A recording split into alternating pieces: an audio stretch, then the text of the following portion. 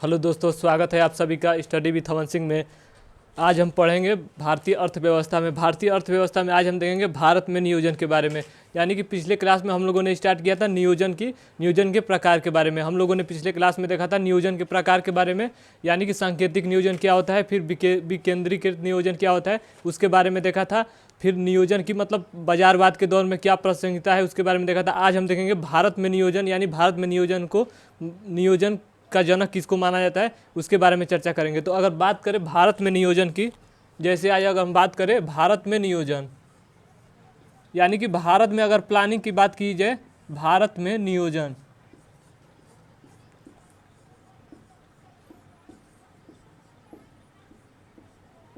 भारत में नियोजन यानी कि पीछे जो हम क्लास लिए थे उसके बारे में देखा था। यानी कि नियोजन कितने प्रकार के होते हैं, नियोजन के मतलब उद्देश्य क्या है, और फिर नियोजन मतलब कितने प्रकार के होते हैं, और नियोजन का बाजारवाद के दौर में क्या प्रासंगिकता है उसके बारे में देखा था। आज हम देखेंगे भारत में नियोजन का मतलब किस तरह से पनप होता है। तो अगर भारत में नियोजन की बात करें तो लगभग 1934 में, यानी कि 1934 में भारत में नियोजन की बात करें तो 1964 में सर एम विश्वेश्वरैया के द्वारा सर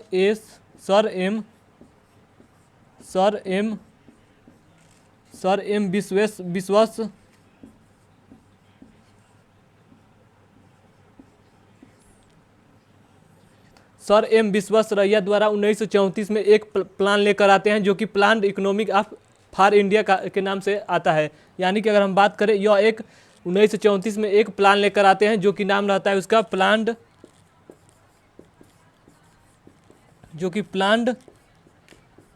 इकोनॉमिक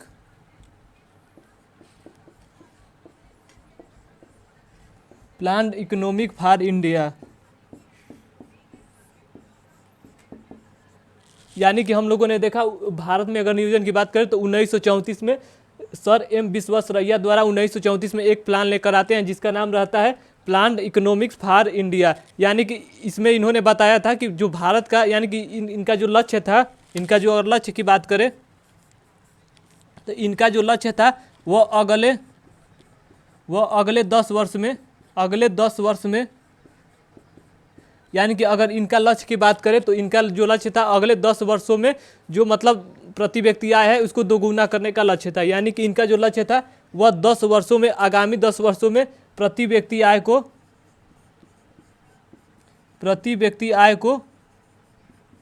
दोगुना करने का लक्ष्य था। यानी कि हम लोगों ने देखा भारत में नियोजन की अगर बात करें तो 1934 में सर एम विश्वेश्वरैया ने एक प्लान लेकर आते हैं जो कि प्लान इकोनॉमिक्स फॉर इंडिया के नाम से जाना जाता है। इनका अगर मतलब अगर प्लान की बात करें तो इसमें इनका लक्ष्य था कि जो भारत का, यानी अगले 10 वर्ष तक जो भारत का प्रति व्यक्ति आय है उसको दोगुना करने का लक्ष्य था। इसी कारण से इसे भारत में नियोजन का जनक माना जाता है। यानी कि इसी कारण से इनको भारत में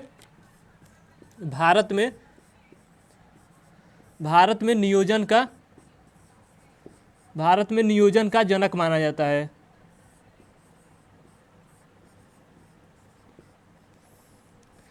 इनको भारत में नियोजन का जनक माना जाता है। यानी कि सबसे पहले हम लोगों ने देखा भारत में नियोजन के बारे में तो 1934 में सर एम विश्वेश्वरैया द्वारा एक प्लान लेकर आते हैं जो कि प्लान इकोनॉमिक फॉर इंडिया के नाम से जाना जाता है। इनका इस प्लान में इनका जो लक्ष्य था अगले 10 वर्षों में जो प्रति व्यक्ति आय है उसको दोगुना करने का। इसी वजह से इनको मतलब नियोजन का जनक माना जाता है। तो हम लोगों ने यानी कि 1934 के प्रक्रिया के बारे में देखा। यानी कि इसके लगभग 4 साल बाद 1938 में जो कांग्रेस का अधिवेशन होता है, हरपुर अधिवेशन में, वहाँ पर भी एक राष्ट्रीय नियोजन का मतलब गठन किया जाता है। उसके बारे में चलिए आइए देखते हैं। यानी कि 1934 में यानी सर एस विश्वेश्वरैया को जो नियोजन का जनक माना जाता है, भारत में नियोजन का जनक माना जाता है।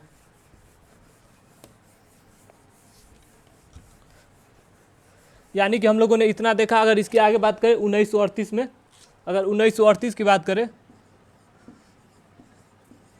अगर हम 1938 की बात करें तो कांग्रेस का अधिवेशन होता है हरपुर अधिवेशन। जो कांग्रेस का अधिवेशन होता है, कांग्रेस का हरपुर अधिवेशन में, हरिपुरा अधिवेशन में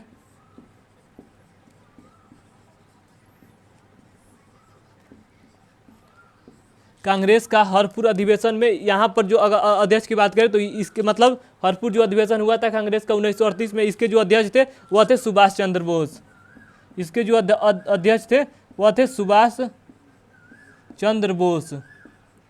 यानी कि हम लोगों ने देखा 1934 में पहली बार सर एस विश्वेश्वरैया को मतलब नियोजन का जनक माना जाता है। अगर यहाँ पर बात करें तो यहाँ पर भी एक नियोजन का समिति का गठन होता है जो कि राष्ट्रीय नियोजन समिति के नाम से जानी जाती है। यानी कि यहाँ पर भी एक राष्ट्रीय नियोजन समिति का गठन किया जाता है। यानी कि यहाँ पर भी एक 1938 में भी एक राष्ट्रीय नियोजन समिति का गठन किया जाता है जिसमें कि 50 सदस्यीय टीम थी जिसके अध्यक्ष बनाए गए थे। यानी कि राष्ट्रीय नियोजन समिति के जो अध्यक्ष थे वह थे पंडित जवाहरलाल नेहरू।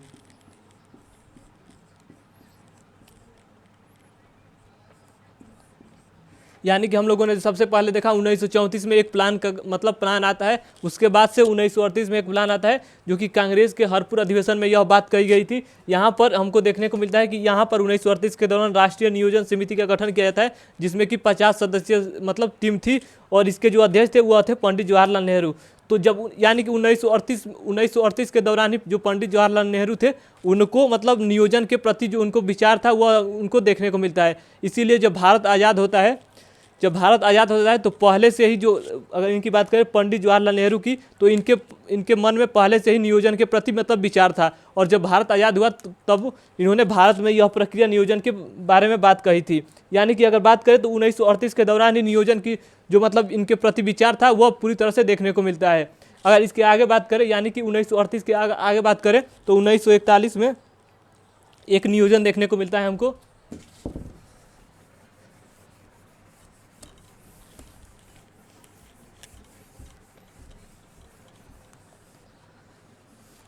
यानी कि 1934 में हम लोगों ने देखा, फिर इसके आगे हम लोगों ने देखा, फिर हम लोगों ने आगे इसके देखा 1938 में। इसके आगे अगर बात करें तो एक मुदलियार प्लान आता है 1944 में।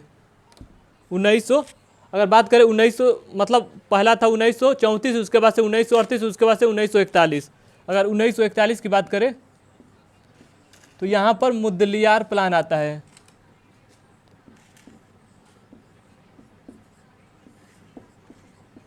यहाँ पर मुदलियार प्लान हमको देखने को मिलता है जो कि रामस्वामी मुदलियार के मतलब इसके जो मतलब अध्यक्ष थे वह थे रामस्वामी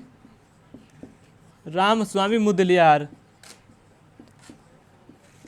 यानी कि हम लोगों ने नियोजन के बारे में देखा 1934 में सर एस विश्वेश्वरैया को भारत का नियोजन का जनक बनाया गया। उसके बाद से 1938 में कांग्रेस के हरपुर अधिवेशन में नियोजन की बात कही गई थी। यानी कि वहाँ पर राष्ट्रीय नियोजन समिति की गठन की गई थी जिसमें 50 सदस्यीय टीम थे। उसके बाद से 1941 में मुदलियार प्लान आता है जो कि इसके अध्यक्ष थे रामस्वामी मुदलियार थे। इसके अगर आगे बात करें यानी कि 1944 में तो 1944 में मुंबई प्लान आता है या इसको टाटा बिरला प्लान भी बोलते हैं जो कि 8 उद्योगपति के द्वारा इसमें मतलब उद्योग लगाया गया था जो कि लगभग 10 लाख उद्योग था जो कि इसमें 8 उद्योगपति के द्वारा लगाया गया था। इनका जो मतलब आगामी 15 वर्षों में इनका जो लक्ष्य था आगामी 15 वर्षों में जो प्रति व्यक्ति आय है इसको दोगुना करने का इनका लक्ष्य था। तो इसके बारे में चर्चा करते हैं।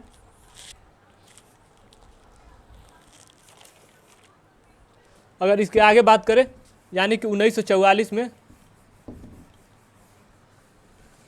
अगर 1944 की बात करें 1944 की अगर हम 1944 की बात करें तो यहाँ पर जो प्लान हमको देखने को मिलता है यानी कि मुंबई प्लान या टाटा बिरला प्लान इसको बोला जाता है। मुंबई प्लान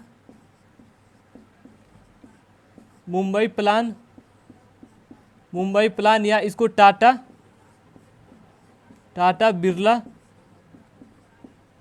टाटा बिरला प्लान या इसको बम्बई प्लान बोला जाता है। यानी कि बॉम्बे प्लान भी इसको बोला जाता है।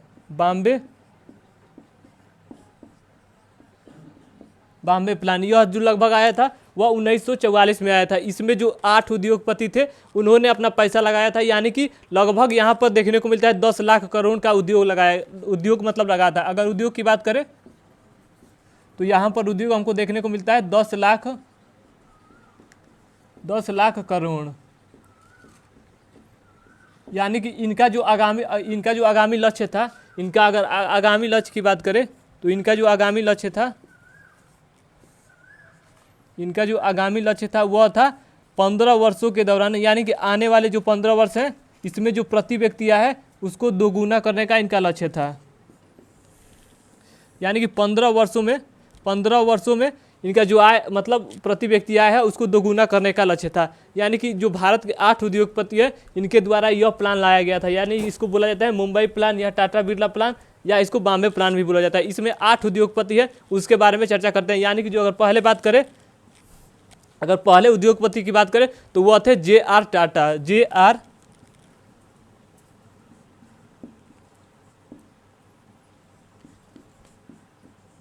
यानी कि अगर पहले उद्योगपति की बात करें तो JRD टाटा थे। यानी कि पहले जो उद्योगपति थे वह थे JRD टाटा।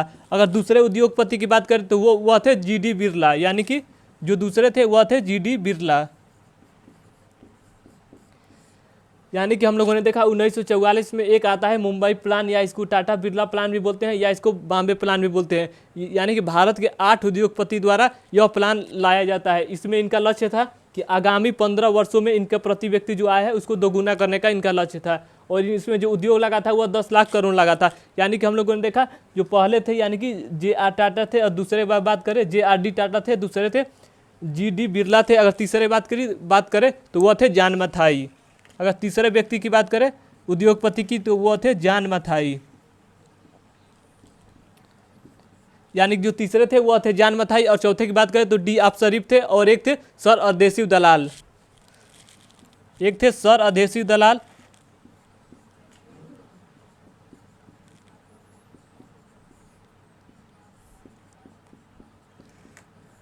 एक थे सर अदेशिव दलाल थे, एक थे जॉन मथाई। यानी कि जॉन मथाई के बारे में देखा है। और एक थे DF शरीफ थे।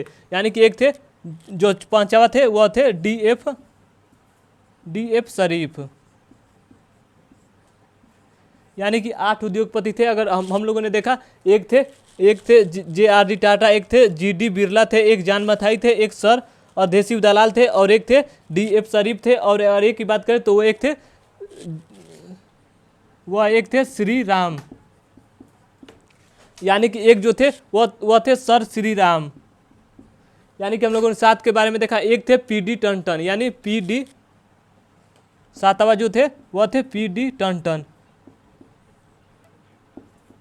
PD टंडन थे। यानी कि इनको अगर बात करें तो यह थे पुरुषोत्तम दास टंडन थे। अगर 8वें की बात करें तो वह थे सेठ कस्तूरी या भाई लाल। सेठ कस्तूरी,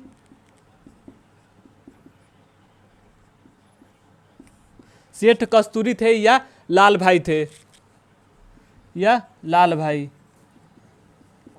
यानी कि हम लोगों ने देखा सबसे पहले 1944 में मुंबई प्लान आता है, जो कि इसको टाटा बिरला प्लान या बॉम्बे प्लान भी कहते हैं। इनका जो लक्ष्य था आगामी 15 वर्षों में जो प्रति व्यक्ति आय है उसको दोगुना करने का लक्ष्य था। इनका जो उद्योग इसमें लगा था लगभग 10 लाख करोड़ लगा था।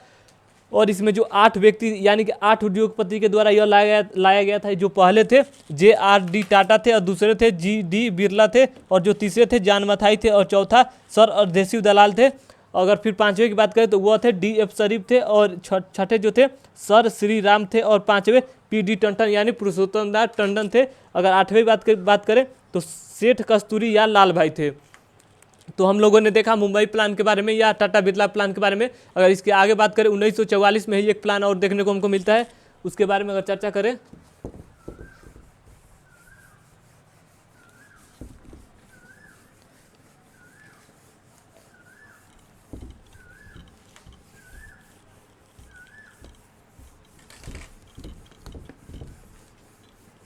यानी कि सबसे पहले हम लोगों ने देखा 1934 में एक प्लान आता है। उसके बाद से 1900 हरपुर अधिवेशन में हमको देखने को मिलता है कांग्रेस के हरपुर अधिवेशन में। फिर 1941 में मुंबई स्वामी मुदलियार प्लान आता है। फिर 1944 में मुंबई प्लान आता है। इसके आगे अगर बात करें 1944 की बात है, 1944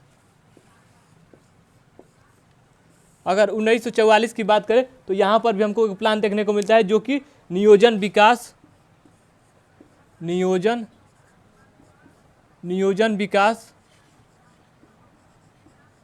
यहाँ पर हमको 1944 में भी एक प्लान देखने को मिलता है जो कि नियोजन विकास विभाग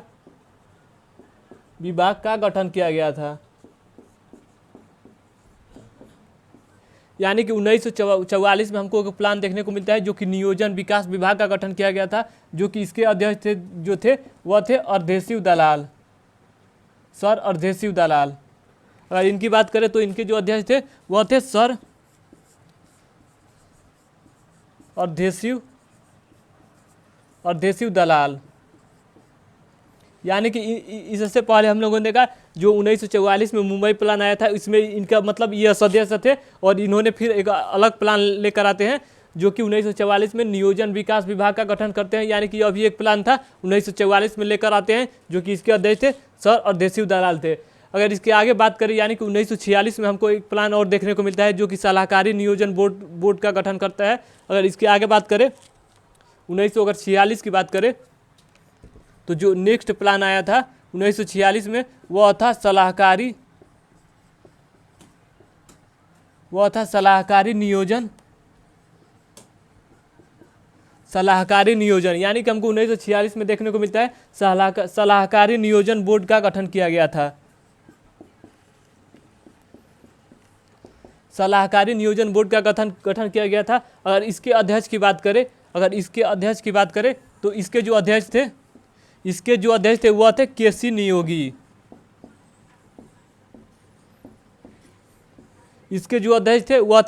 नियोगी। तो यानी कि हम लोगों ने देखा सबसे पहले 1944 में एक मतलब प्लान आता है जो कि नियोजन विकास विभाग का गठन करता है, जो कि नियोजन विकास विभाग गठन मतलब होता है।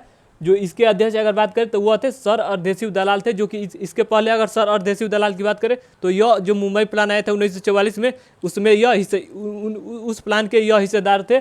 और फिर 1944 में यह एक प्लान लेकर आते हैं जो कि नियोजन विकास विभाग का गठन मतलब नाम से रहता है।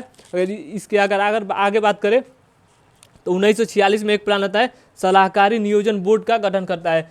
इसके जो अध्यक्ष रहते हैं वह रहते हैं केसी नियोगी। अगर केसी नियोगी की बात करें तो यह काफ़ी महत्वपूर्ण है क्योंकि केसी नियोगी के ही प्रस्ताव पर राष्ट्रीय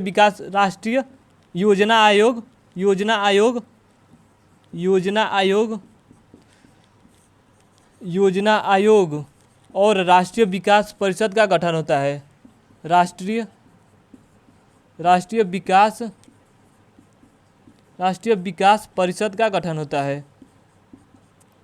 यानी कि हम लोगों ने देखा राष्ट्रीय मतलब जो केसी नियोगी मतलब अध्यक्ष बने थे यानी कि सलाहकारी नियोजन के इनके ही प्रस्ताव पर योजना आयोग और राष्ट्रीय विकास परिषद का गठन होता है। यानी कि यही कहते हैं कि एक हमको योजना आयोग और एक राष्ट्रीय विकास परिषद का गठन करना चाहिए। अगर केसी नियोगी की बात करें तो यह मतलब भारत के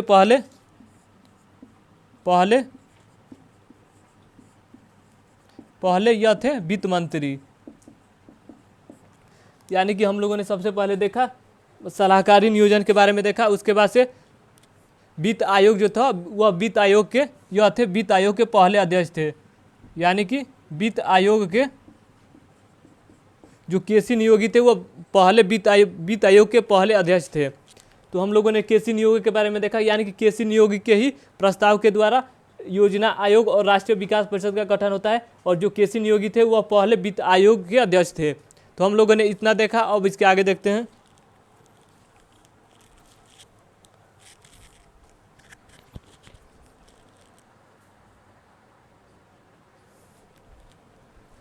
यानी कि हम लोगों ने देखा 1944 में एक नियोजन विकास विभाग का गठन होता है जो कि जिसके अध्यक्ष थे सर अर्धेशिव दलाल इसके अध्यक्ष थे। उसके बाद से हम लोगों ने देखा 1946 में एक सलाहकारी नियोजन बोर्ड का गठन होता है जिसके अध्यक्ष थे केसी नियोगी।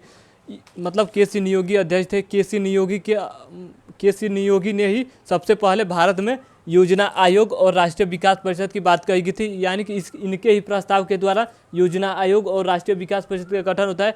जो केसी नियोगी थे वह पहले वित्त आयोग के अध्यक्ष थे। तो हम लोगों ने इतना देखा। अब जो अलग अलग प्लान है उसके बारे में देख लेते हैं।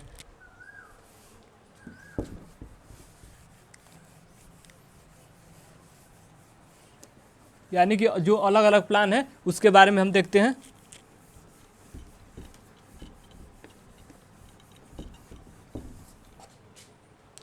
एक एक था पीपुल प्लान था, एक था गार्डियन प्लान था, एक था सर्वोदय प्लान, एक था वर्धा प्लान। तो सबसे पहले हम सभी प्लान के बारे में देखते हैं। जो एक था पीपुल प्लान्स, एक था पीपुल्स प्लान, एक था पीपुल्स प्लान जो कि 1944 में यह भी आया था। यानी कि एक था पीपुल्स प्लान जो कि यह 1944 में आया था, और एक था गार्डियन प्लान, एक था गार्डियन प्लान जो कि यह भी 1944 में आया था। हम लोग प्लान की बात करेंगे और इसके अध्यक्ष की बात करेंगे। और एक था सूर्योदय प्लान, सूर्योदय प्लान,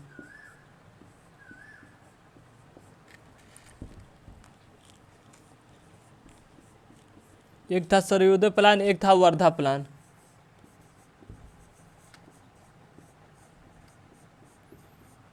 यानी कि हम लोगों ने 4 प्लान के बारे में देखा। एक था पीपुल्स प्लान, एक था गार्डियन प्लान, एक था सर्वोदय प्लान, एक था वर्धा प्लान। अगर इसकी बात करें सर्वोदय प्लान की, तो यह आया था 1950 में, 1950 में यह प्लान आया था।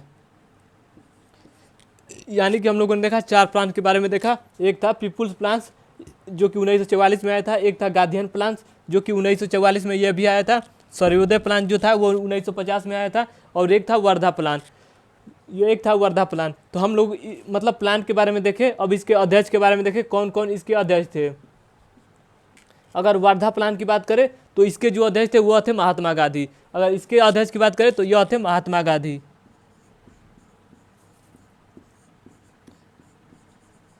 यानी कि अगर वर्धा प्लान की बात करें तो इसके जो अध्यक्ष थे वह थे महात्मा गांधी। यानी कि इस प्लान में जो महात्मा गांधी थे वो मतलब लड़के थे, वो उनको स्किल टेस्ट देने की बात की गई थी। यानी कि वर्धा प्लान की बात करें तो इस प्लान में जो महात्मा गांधी थे वह लड़कों को स्किल टेस्ट देने की बात कही थी। यानी कि इस प्लान में स्किल टेस्ट देने की बात कही थी। और उसके बाद से आता है सर्वोदय प्लान। अगर सर्वोदय प्लान की बात करें तो यह 1950 में आया था, जो कि जयप्रकाश नारायण के द्वारा यह प्लान लाया गया था। जयप्रकाश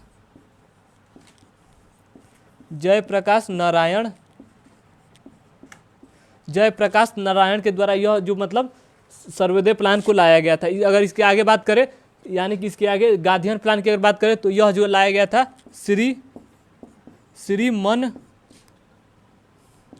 श्रीमन नारायण। अगर गार्डियन प्लान की बात करें तो यह लाया गया था श्रीमन नारायण अग्रवाल के द्वारा। यह जो लाया गया था श्रीमन नारायण अग्रवाल के द्वारा लाया गया था। और एक जो था पीपुल्स प्लान की अगर बात करें तो यह लाया गया था MN राव के द्वारा। यानी कि हम लोगों ने 4 प्लान के बारे में देखा। एक था पीपुल्स प्लान, इसके अध्यक्ष की बात करें तो यह इसके अध्यक्ष थे इसके अध्यक्ष जो थे वह थे MN राव अध्यक्ष थे। अगर इसकी बात करें गार्डियन प्लान की तो यह भी 1944 में आया था। इसकी अध्यक्ष की बात करें तो यह थे श्रीमन नारायण अग्रवाल थे। उसके बाद से हम लोगों ने देखा सर्वोदय प्लान के जो अध्यक्ष थे 1950 में यह प्लान आया था। इसके जो अध्यक्ष थे वह थे जयप्रकाश नारायण थे अध्यक्ष। अगर इसकी बात करें वर्धा प्लान की तो इसके जो अध्यक्ष थे वह थे महात्मा गांधी। यानी कि जो वर्धा प्लान था इसमें महात्मा गांधी ने मतलब लड़कों को स्किल टेस्ट देने की भी बात कही गई थी। तो हम लोगों ने सभी जो प्लान है उसके बारे में देखा। अब इसके आगे देखते हैं, यानी कि जितने भी प्लान मतलब प्लानिंग से पुस्तकें संबंध रखता है उसके बारे में देखते हैं। यानी कि जितने भी अगर प्लानिंग से जितने भी पुस्तक संबंध है उसके बारे में देखते हैं।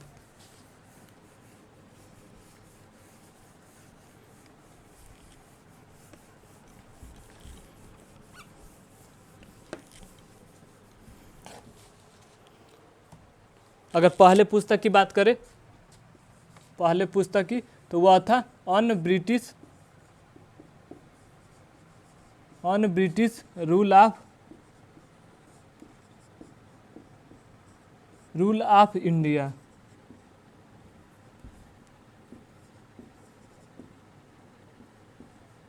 यानी कि यह जो सभी पुस्तकें हैं वह प्लानिंग से संबंध रखता है। तो यानी कि जो पहला पुस्तक है on British rule of India. अगर दूसरे पुस्तक की बात करें तो वह है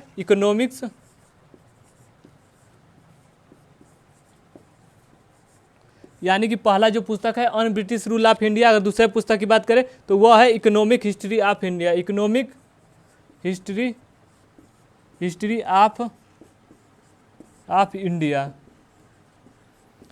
यानी कि हम लोगों ने देखा जो पहला पुस्तक है जो प्लानिंग से संबंध रखता है वह है on British rule of India, जिसके मतलब जिसके द्वारा लिखा गया था वह थे दादा भाई नौरोजी, दादा भाई नौरोजी। अगर इस पुस्तक की बात करें इकोनॉमिक हिस्ट्री ऑफ इंडिया की, तो इसके जो अध्यक्ष थे वह थे आर.सी. दत्त। यानी कि इसके अध्यक्ष की बात करें तो वह थे आर.सी. दत्त। यानी कि हम लोगों ने दो पुस्तक के बारे में देखा। अगर तीसरे पुस्तक की बात करें, यानी कि अगर तीसरे पुस्तक की बात करें तो वह था एसे ऑन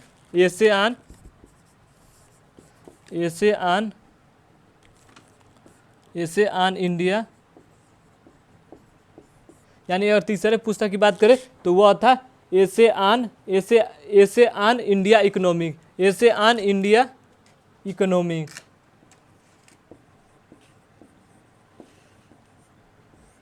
यानी कि हम लोगों ने तीन पुस्तक के बारे में देखा। पहला जो है on British rule of India, इसके जो अध्यक्ष थे मतलब जिसके द्वारा लिखा गया था वह थे दादा भाई नौरोजी। और जो दूसरा पुस्तक था वह था इकोनॉमिक हिस्ट्री ऑफ इंडिया, जो जिसके मतलब आर.सी. दत्त के द्वारा लिखा गया था। और जो तीसरा पुस्तक था एसे ऑन इंडिया इकोनॉमिक्स। अगर इसकी बात करें तो यह थे इसके मतलब यह जो लिखे थे एम.जी. रनाडे के द्वारा, एम.जी. रनाडे।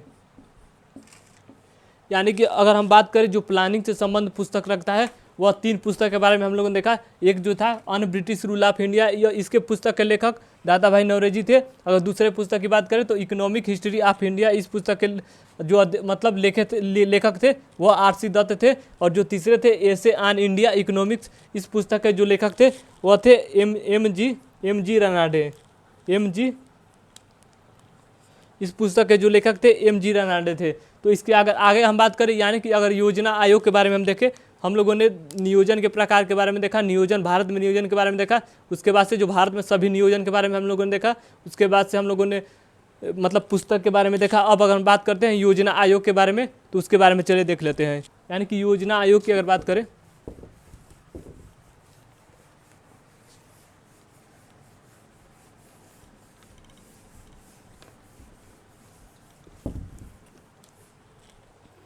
अगर योजना आयोग की बात किया जाए, योजना आयोग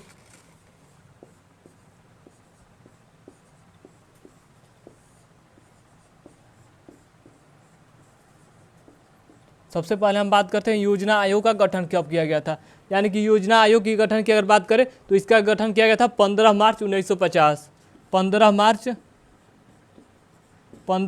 1950 के द्वारा, 1950 में कैबिनेट के प्रस्ताव के द्वारा, कैबिनेट के प्रस्ताव के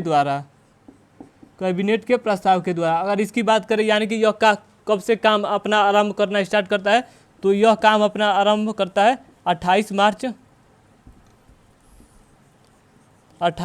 1950 से अपना काम स्टार्ट कर देता है।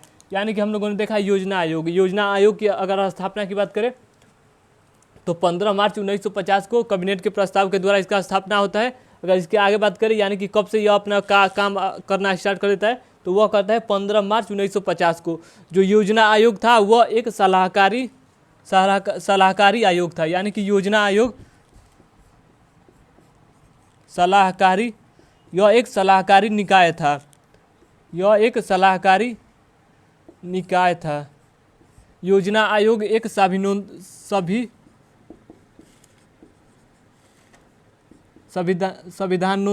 संविधानोत्तर निकाय था। यानी कि संविधान में इसका उल्लेख हमको देखने को नहीं मिलता है।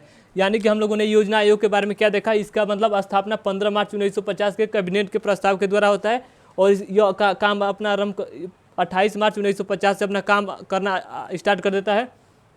जो योजना आयोग है वह एक सलाहकारी निकाय है, यह एक संविधानोत्तर निकाय है। यानी कि संविधान में इसका उल्लेख देखने को नहीं मिलता है। अगर इसके आगे बात करें यानी कि यह इसका जो मेन काम होता है वह पंचवर्षीय योजनाओं को लागू करना, यानी कि 5 ईयर प्लान को यानी कि पंचवर्षीय योजना को लागू करना इसका मुख्य काम होता है। अगर इसके अध्यक्ष की बात करें, यानी कि अगर इसके अध्यक्ष की बात करें तो इसके जो अध्यक्ष होते हैं, अध्यक्ष की अगर बात करें तो इसके अध्यक्ष यानी कि पीएम होते हैं।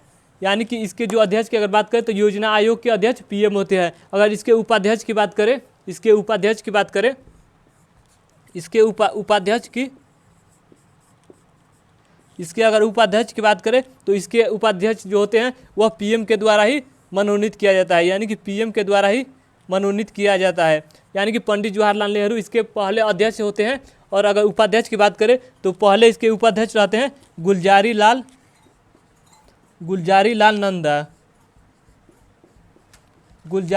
नंदा।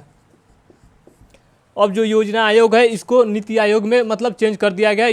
जो योजना आयोग है वह पूरी तरह से खत्म हो गया है। अब नीति आयोग जो मतलब प्रस्ताव लाता है वह नीति आयोग के द्वारा लाया जाता है, जो कि यह जो होता है वह 5 ईयर प्लान को लाता है। लेकिन अगर उसकी बात करें तो वह विजन प्लान को लाता है। यानी कि जो नीति आयोग होता है वह विजन प्लान को फॉलो करता है, और यह जब योजना आयोग होता था तो यह 5 ईयर प्लान को लागू करता था। तो हम लोगों ने योजना आयोग के बारे में देखा। यह एक संविधानोत्तर निकाय है, यानी कि संविधान में इसका उल्लेख देखने को नहीं मिलता है। और यह इसका जो मेन काम होता है वह 5 यानी पंचवर्षीय योजना को लागू करना। और फिर हम लोगों ने देखा इसके अध्यक्ष यानी कि जो 1950 में जब होता है तो इसके अध्यक्ष यानी कि पीएम रहते हैं, यानी कि प्रधानमंत्री होते रहते हैं पंडित जवाहरलाल नेहरू। अगर फिर हम लोगों ने देखा इसके उपाध्यक्ष की बात करें तो इसके जो उपाध्यक्ष थे वह पहले उपाध्यक्ष की बात करें तो गुलजारी लाल नंदा इसके पहले उपाध्यक्ष होते हैं। फिर हम लोगों ने देखा यह एक सलाहकारी निकाय है। अगर इसके लास्ट उपाध्यक्ष की अगर बात करें, यानी कि अगर लास्ट उपाध्यक्ष की बात करें, अंतिम उपाध्यक्ष की अगर बात करें तो वह थे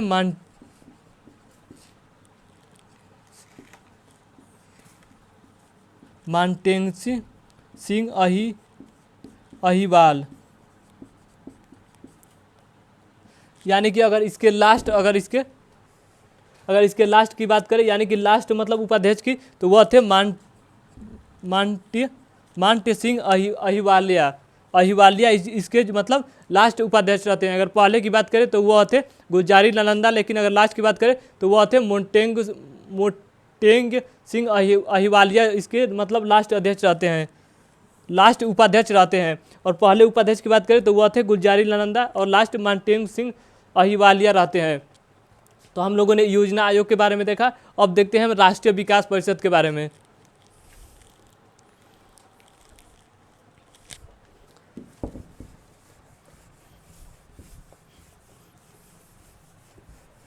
यानी कि जो योजना आयोग था वह उसका मेन काम जो होता है वह पंचवर्षीय योजना को लागू करना। सबसे पहले हम देखते हैं इसके आगे, यानी कि राष्ट्रीय विकास परिषद के बारे में। राष्ट्रीय विकास परिषद, राष्ट्रीय विकास परिषद। अगर राष्ट्रीय विकास परिषद की बात करें तो सबसे पहले एक क्वेश्चन देखने को हमको मिलता है कि जो राष्ट्रीय विकास परिषद है इसकी ज़रूरत क्यों पड़ी। यानी कि पहले से हम लोगों के पास योजना आयोग था, लेकिन इसकी ज़रूरत क्यों पड़ी, यानी कि इसकी ज़रूरत क्यों हमको पड़ी। सबसे पहले जानेंगे कि मतलब राष्ट्रीय विकास परिषद की ज़रूरत क्यों पड़ी। तो अब हम देखते हैं कि जो भारत है वह भारत में संघीय व्यवस्था है। भारत में संघीय व्यवस्था, अगर भारत की बात करें तो भारत एक संघीय व्यवस्था है।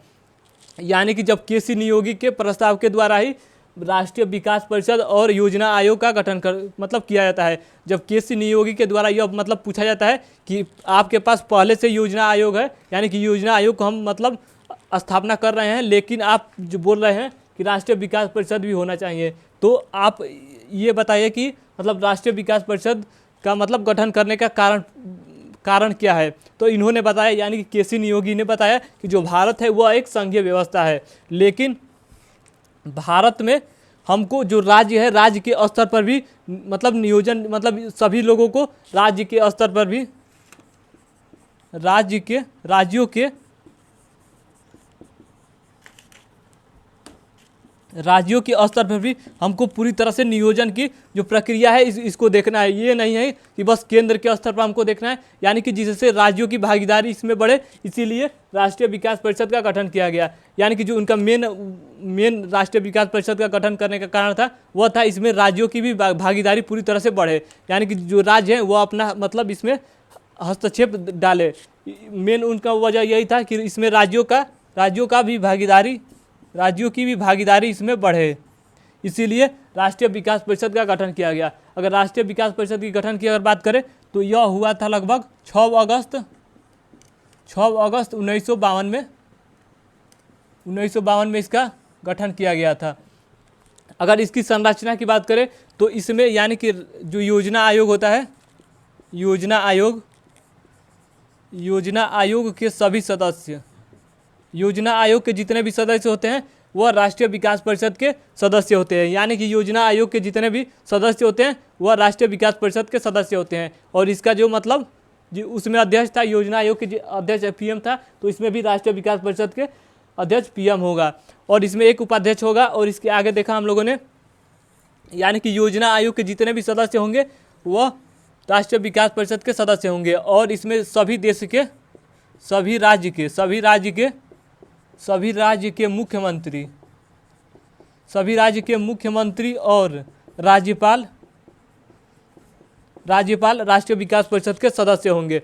यानी कि इसके संरचना की बात करें तो योजना आयोग के सभी सदस्य राष्ट्रीय विकास परिषद के सदस्य होंगे और सभी राज्य और केंद्र शासित प्रदेश के मुख्यमंत्री और जितने राज्यपाल होंगे वह इसके सदस्य होंगे। फिर अगर इसके आगे बात करें, अगर इसके सचिव की बात करें, यानी कि अगर इसकी राष्ट्रीय विकास परिषद की सचिव की बात करें, राष्ट्रीय विकास परिषद की अगर सचिव की बात करें तो योजना आयोग और राष्ट्रीय विकास परिषद का जो सचिव होता है वह एक ही होता है। यानी कि योजना आयोग और राष्ट्रीय विकास परिषद के सदस्य, यानी कि एक ही व्यक्ति सचिव होता है, इन दोनों का सचिव एक ही होता है। तो हम लोगों ने राष्ट्रीय विकास परिषद के बारे में देखा। इसका जो गठन किया गया था 6 अगस्त 1952 में किया गया था। इसका गठन करने का कारण जो मेन था वह इसमें राज्यों की भागीदारी के लिए इसका गठन किया गया था। और फिर हम लोगों ने देखा इसका अगर संरचना की बात करें तो यानी कि योजना आयोग के जितने भी सदस्य होते हैं वह राष्ट्रीय विकास परिषद के सदस्य होते हैं और सभी राज्यों के मुख्यमंत्री और राज्यपाल इसके सदस्य होते हैं।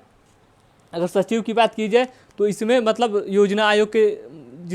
योजना आयोग और राष्ट्रीय विकास परिषद के दोनों का मतलब एक ही सचिव होते हैं, यानी कि एक ही व्यक्ति दोनों मतलब योजना आयोग और राष्ट्रीय विकास परिषद का सदस्य होते थे। तो हम लोगों ने इतना देखा, यानी कि जो हमारा नियोजन है उसके बारे में हम लोगों ने पूरी तरह से देखा।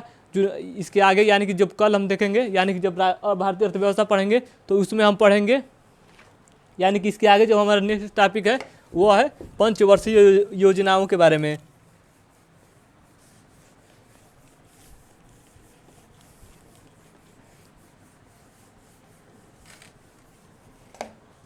यानी कि अगर इसके आगे बात करें तो हम देखेंगे पंचवर्षीय योजनाओं के बारे में, यानी कि 1 से लेकर 12 योजनाओं के बारे में कब क्या क्या काम हुआ और कितने मतलब इनका लक्ष्य था और कितना इनका लक्ष्य था और कितना इनको मिला।